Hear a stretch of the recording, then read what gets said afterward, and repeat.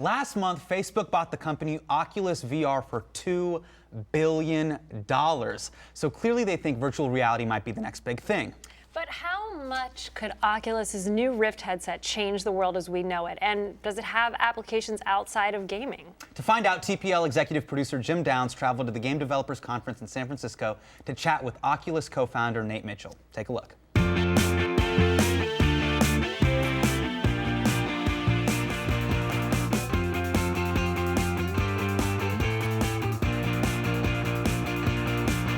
All right, we're here with Nate Mitchell from Oculus Rift. Thanks for taking time out. Right here in front. Absolutely. My pleasure. Thanks for coming. So, what is Oculus Rift and how does it work? The Oculus Rift is a new virtual reality headset that's designed to really let players and users step inside the game or a virtual world of any kind. Our goal is really to enable the world to experience the impossible. And with virtual reality, it's this new medium that's always been written about in science fiction and in movies. But it's really about being able to take people anywhere and make you feel like you're actually in that space. What's different about Oculus and Rift, and what are people doing with it? We are trying to deliver an incredible gaming headset, but that's because gamers have such a high bar, and if it is great for games, I'm sure it will be great for all those other experiences, 90% of the way there. And we are trying to deliver sort of this canvas, right? This infinite canvas where it doesn't matter what your idea is or my idea is, that we can build it using the Rift. And as long as we're opening the door for creatives to, build on top of and build incredible things, then we're doing our job right. I think the social element was something that we didn't understand how powerful that would be. Bringing two people into a shared space and conveying all the same body language. Not everything we have today, but being able to lean and look at each other and nod and wave potentially. I mean, it is this really incredible experience. For example, a very popular demo in the community is a multiplayer movie theater. And actually, people on the weekends will come together and watch movies in VR together with full voice chat and hand movement and everything. And that's the type of thing when we started the company that I never thought about at all. And it's very, very cool to see not only that stuff being created, but then people using it and having fun. Be another lab project. Have you seen that? Where people could put on the VR and experience the point of view of themselves. Someone else. Yes. When you think about it that way, it's so much broader than games, right? Virtual reality has the potential to impact everything we do. Communication, I think, is the most exciting one. Education is another one that I talk about all the time. Any industry at all, whether it's film, entertainment-based, they're going to be impacted by the power of virtual reality because you can just do so much, and the sky really is the limit. We want really anyone who's interested in VR to be able to dive in and get involved, whether it's as a developer or as a player. So, can we get involved in virtual reality, and what are the real-world possibilities? Here now to discuss our founder of the meetup community Virtual Reality Los Angeles, Cosmo Scharf, founder and chief scientist of startup company All These Worlds, Jacki Morie, and virtual reality hologram Tehran Vangasari. All right. Now, virtual reality is almost always associated with gaming, but the applications are for the technology and other sectors. It seems seemingly endless. So, what do you guys think? What are the aspects of virtual reality integrations that you find most exciting, Cosmo?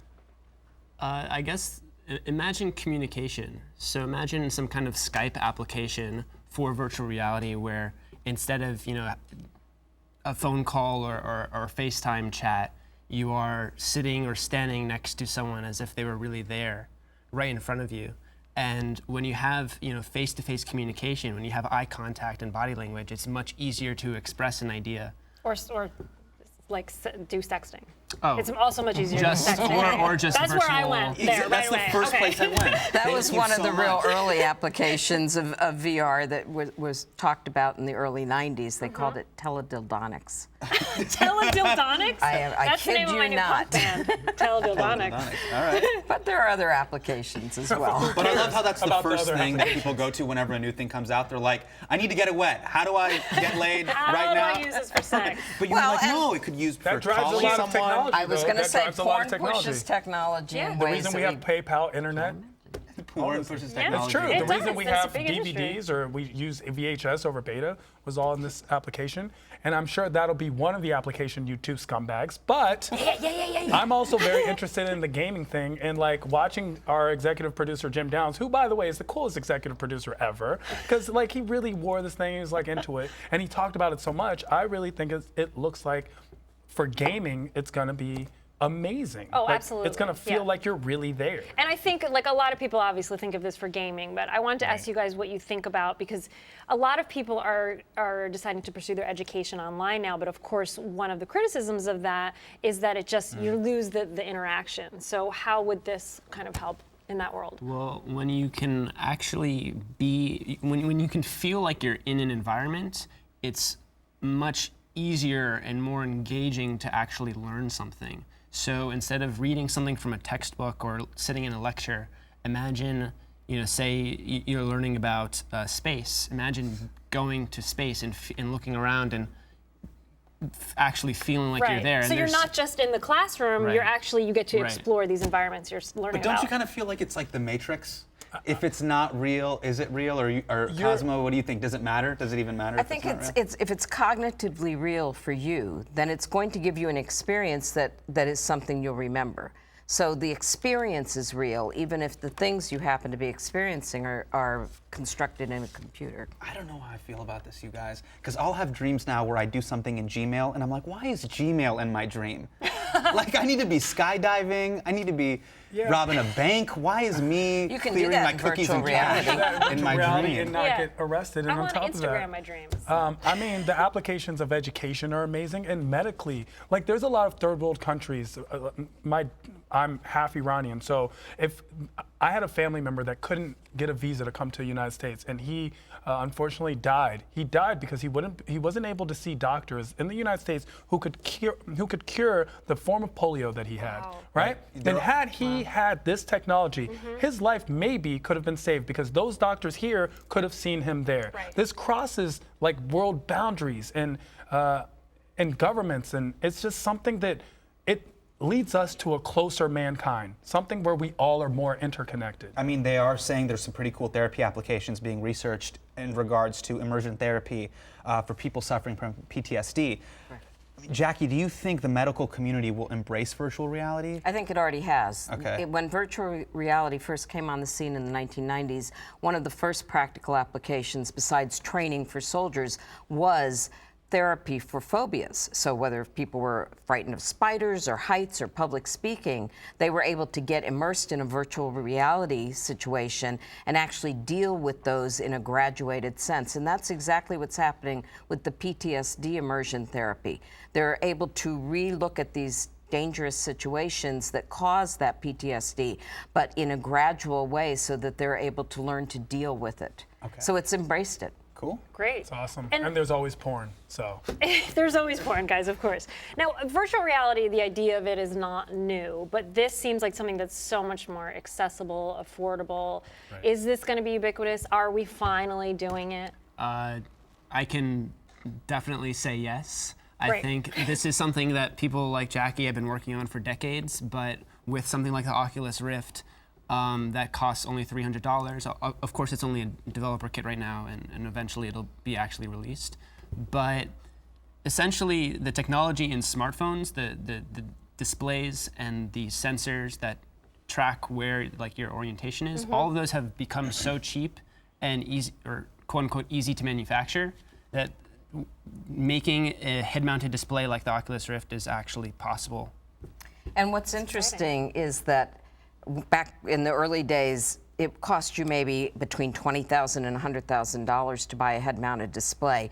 This one is $300. In the Kickstarter campaign, the Rift company sold 15,000. Now they're about 70,000 that they've sold for $300. Wow. There have never been that many head-mounted displays in existence until this last year. So you might have been able to count thousands of them. Cosmo, do you own one? I actually don't, but I'm gonna own the next developer kit, which makes this one look like a piece of garbage. Wow. Shots fired by Cosmo. But the fact that these headsets haven't been made, is it because the technology wasn't there for it to be necessary? Like, has the technology finally caught up to the need? I think the technology has actually become in advance of the need. I think we had applications that we wanted to do in virtual reality, but the cost was prohibitive. So things happened in research labs where they could afford that, but not out in the public. What this does as a game changer is bring it to the everyman. So now anybody can make applications. And when that happens, you're going to see things that we didn't even dream of. So gaming is just a start. Medical is a start. Right, But education. I'm sure TV shows will be through virtual reality, so you're just in there I with can them. see Alison Becker in 3D. that There would we be very go. cool. Okay, but we've seen a lot of technologies that were kind of hot for a minute, but they were just phases. 3D TVs to be one. Hey, the jury's still out on that, bro. Okay? But it may morph It just into needs to this. breathe a Remember little the bit. thing I said about Laserdisc? Right. He was Exactly. just like, he's like, mark You're my word. still waiting. I love Laserdisc my is coming out. Laserdisc, by the way. But so it could change the entire way we consume media. And yesterday they announced that Sir David Attenborough is actually doing his next wildlife film delivered in an Oculus Rift. Wow. So That's that was announced intense. yesterday. So we're going to see this kind of transmedia thing where we're going to be able to get into stories and actually experience them. You could be a hobbit in The Lord of the Rings, and you could actually live part of your life doing that instead of That's reading like a your book. dream in life, huh, Cosmo, to be a hobbit in Lord of the Rings. I can tell. I can tell. That's I can my- tell. my Don't dream. put your dreams on him. I'm just saying. I'm projecting. Right. Tehran's projecting. Well, you mentioned 3D TVs.